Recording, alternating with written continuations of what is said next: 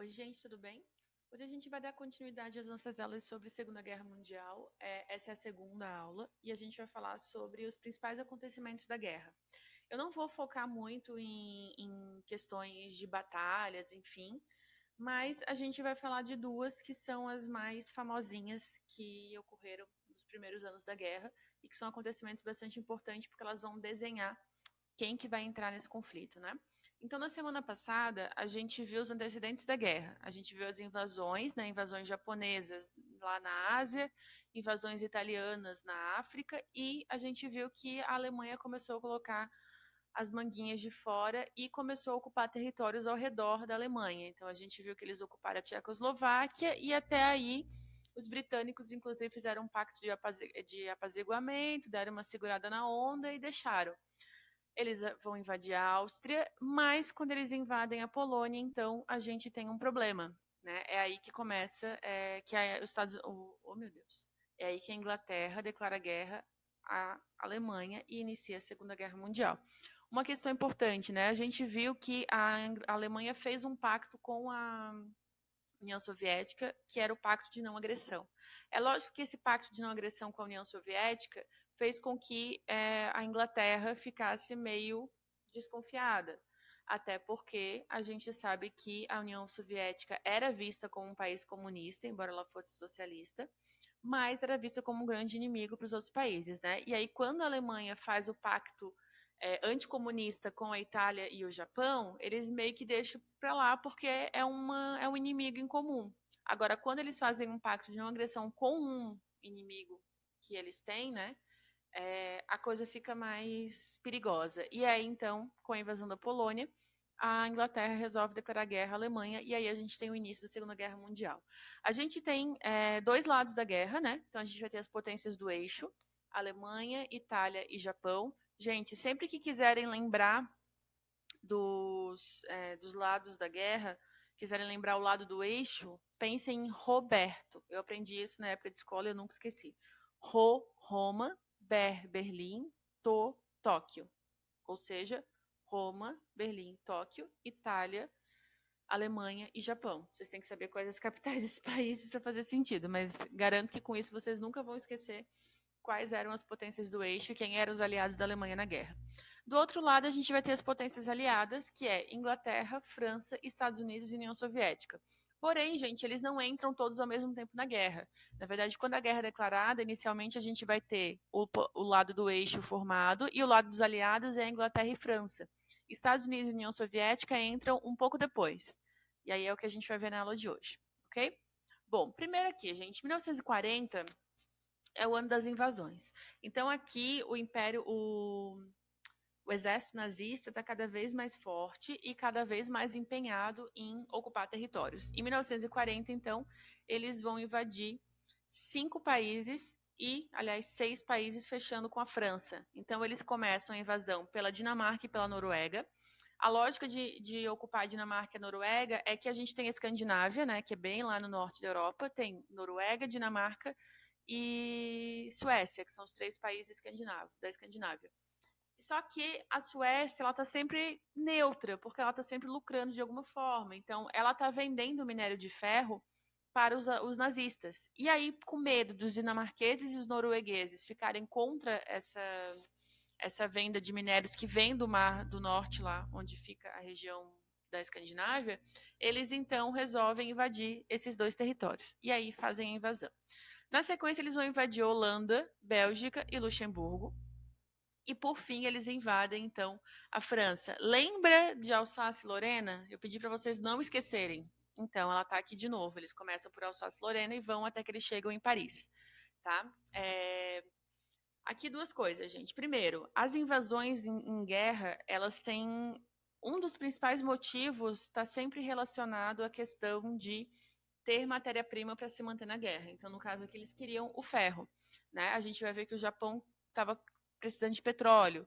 Enfim, é realmente muito decisivo para os países terem controle sobre regiões que possam fornecer matéria-prima para manter todo esse armamento, todo esse modelo de guerra, né, que eles precisavam. Então, um dos principais motivos que vai fazer com que os países invadam os outros, para conseguir, então, essas matérias-primas. Bom, a invasão da França é uma virada de chave, porque em 1940 eles invadem a França. A França, de todas aqui, era a única que já estava posicionada contra a Inglaterra, a Alemanha do lado da Inglaterra, né? E assim, gente, a invasão da França vai ser tipo um espetáculo público. A gente tem muitas e muitas e muitas imagens dos nazistas desfilando de carro aberto pelas ruas de Paris, porque para eles foi um grande acontecimento eles terem invadido a França, que era um país militarmente falando muito compatível com a Alemanha, então foi um grande feito. E aqui vocês têm uma das fotografias, que é uma das mais famosas, que é o Hitler na frente da Torre Eiffel. Tem algumas imagens também com bandeiras nazistas na frente da Torre Eiffel, enfim. Foi realmente um espetáculo à parte o que eles fizeram para comemorar essa presença, né, essa invasão da França. A França, gente, eu quero que vocês olhem bem esse mapa aqui. Tá? Aqui a gente pode acompanhar mais ou menos como foi a ofensiva nazista nos primeiros anos da guerra. A gente está falando aqui de 41 e 42 principalmente, tá? Então aqui, ó, na parte azul central, a gente tem o que era o Império Alemão, né? Considerando já o território que eles tinham invadido aqui do lado, como a Tchecoslováquia e a Polônia. Essa parte um pouquinho mais clara são os territórios que eles vão ocupar depois. Então a gente tem aqui, né? Aqui em cima, Noruega, aqui a Dinamarca. Aqui a gente tem, então, a Holanda, Luxemburgo e Bélgica, e aqui a França. A França, gente, eles acabam ocupando pela metade. Vocês podem ver aqui, essa parte aqui também é França, mas é considerada uma zona livre. Então, o interesse deles é mais essa região aqui. Aqui a gente tem Alsácia-Lorena, que também era fornecedor de minério também. E aqui a gente tem Paris, né? Então, para eles foi um grande feito essa invasão, porque eles conseguiram dominar a capital. Mas não quer dizer que eles tenham ocupado o território francês inteiro. Aqui ficava a resistência francesa durante a guerra, tá? Aqui, então, a gente vai ter a região que eles vão ocupando também. Aqui a gente tem a Ucrânia. E aqui é a Cortina de Ferro, aquela região entre a União Soviética e o que seria hoje o leste europeu, né? E aqui depois eles vão ocupando aos poucos. Hungria, Eslováquia, Romênia, Bulgária, por aí vai. Aqui a gente tem a Itália, que era aliada, né? Dos alemães. Aqui a gente tem em verde o território. Verde e vermelho são os territórios mantidos pelos aliados. Então aqui a gente tem o Reino Unido, a Islândia, que era a ocupação britânica. Aqui a gente vai ter também uma parte ocupada aqui da França e pela Grã-Bretanha também. E aqui a gente tem a União Soviética, ok? Bom, acho que é isso, gente. Então a gente volta nesse mapa aqui depois. Bom, uma vez ocupando a França, o que eles estão querendo mesmo real é chegar na Inglaterra. Só que a Inglaterra, gente, a gente sabe, né? A Inglaterra aqui, ó, o Reino Unido é uma ilha. Portanto, não é tão fácil de invadir como nas outras regiões, considerando que o Reino Unido tem uma baita marinha naval e tem um exército bastante potente, né? Então, a invasão do Reino Unido é sempre um desejo, mas nunca uma conquista. Isso já aconteceu com Napoleão Bonaparte, na época da expansão napoleônica, quando ele tenta invadir o Reino Unido e não consegue, então ele cria o bloqueio continental. A gente viu isso ano passado. E agora a gente tem o Hitler na mesma situação. Eles tentam fazer agora, que já tem aviões, né? Tentam fazer uma batalha aérea, bombardeando o país, mas o Reino Unido tinha a liderança de Winston Churchill, que era o primeiro-ministro na época, e eles conseguiram, então, derrotar os alemães.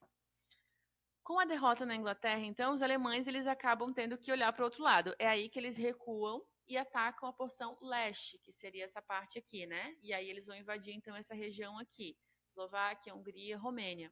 Esse é o próximo passo, já que aqui não deu certo, eles acabam investindo mais na porção leste. Só que, nessa de investir na porção leste, eles chegam num lado, gente, que vai ser meio estranho, que vai ser a traição do pacto de não agressão. Então a gente viu que eles tinham feito um pacto de não agressão, Stalin e Hitler, né, de que não haveria invasão de nenhum dos dois lados, mas o Hitler, em 1941, ele trai esse pacto e resolve invadir a União Soviética. O interesse deles vai ser petróleo, minério e cereais, que era importante para manter essa máquina de guerra. Então, pelo mesmo motivo que eles vão invadir a Dinamarca para garantir o fornecimento da Suécia, eles também vão querer invadir agora a União Soviética para poder adquirir essa matéria-prima que é tão decisiva para manter a máquina de guerra nazista, né? Eles chegam com 2 milhões de homens, milhares de tanques e invadem a União Soviética. Porém, gente, existe um grande problema para quem invade a União Soviética, Rússia atual, né? Para quem não está ligando o nome da pessoa, que é o frio, gente. Nunca na vida de vocês pensem em invadir a Rússia, gente, porque não rola, é muito frio. A mesma coisa que aconteceu de novo com Bonaparte lá na expansão napoleônica vai acontecer agora com Hitler, que é perder uma batalha dentro na época era Rússia, né? Depois passa a ser União Soviética, agora voltou a ser Rússia, mas o território é o mesmo. Naquela região ali, os dois perdem por conta do frio. Essa operação de invasão da União Soviética ficou conhecida como Operação Barbarossa. Só que os soviéticos, eles já conhecendo bastante o seu terreno, eles usam a tática da terra arrasada. O que é essa tática? Na medida que os alemães vão invadindo, eles vão recuando. Então, deixa eu voltar aqui no mapa. Na medida, então, que os alemães eles começam a invadir, essa galera aqui começa a recuar mais para lá. E aí os alemães vão conseguindo invadir. Só que nesse território que estavam os soviéticos que tiveram que recuar, junto com esse recuo, eles arrasam essa terra, ou seja, eles levam todos os tipos de mantimentos que possam ser necessários para manter esses soldados alemães lá. Então já começa o problema por aí, porque daí começa o frio, começa a neve e eles não têm nem do que se alimentar, porque até a plantação ela vai sendo arrasada pelos soviéticos que estão recuando, então eles não deixam nada para conseguir manter os alemães em pé. Então, essa é uma das questões.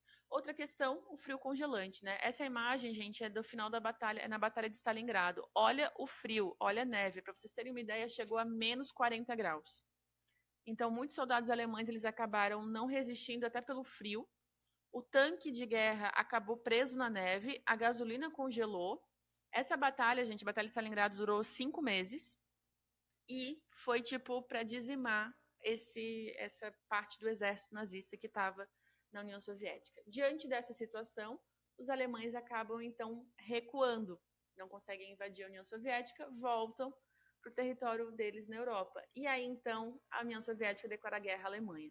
Ou seja, agora a União Soviética está do lado da Inglaterra, o que era algo impensável, né? A gente pegar um país socialista junto com um país capitalista, mas o interesse de ambos era destruir a Alemanha nazista. Então eles acabam se unindo e a União Soviética então entra na guerra. Não foi uma atitude muito inteligente do Hitler tentar invadir a União Soviética, não.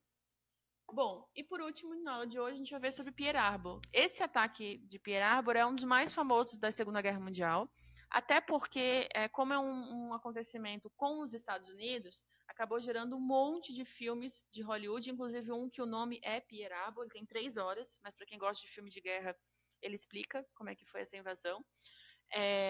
E acabou, então, disseminando muito essa história, tá? A gente viu na aula passada que o Japão ele estava concentrado em batalhas e expansões no Pacífico, né? Então, ilhas e tal. E eles acabam, então, a partir dessa batalha naval, eles acabam iniciando um ataque à base militar estadunidense. Por que eles fazem esse ataque? Porque, na verdade, até 41, gente, Estados Unidos não estava na guerra. A gente está falando de 2 anos já de guerra. Estados Unidos não estava na guerra, mas estava fornecendo matéria-prima para armamento também, enfim, para os países em guerra, ou seja, ele estava lucrando. Só que em 41, por conta de algumas invasões do Japão no Pacífico, que mexia com o imperialismo de países que eram aliados com os Estados Unidos, acontece que, como era o caso da França na Indochina, por exemplo, acontece que os Estados Unidos então vai se negar a fornecer petróleo para o Japão. E 80% do petróleo consumido pelo Japão era dos Estados Unidos. E aí, então, isso geraria uma grande crise para um país em guerra ficar sem petróleo, né?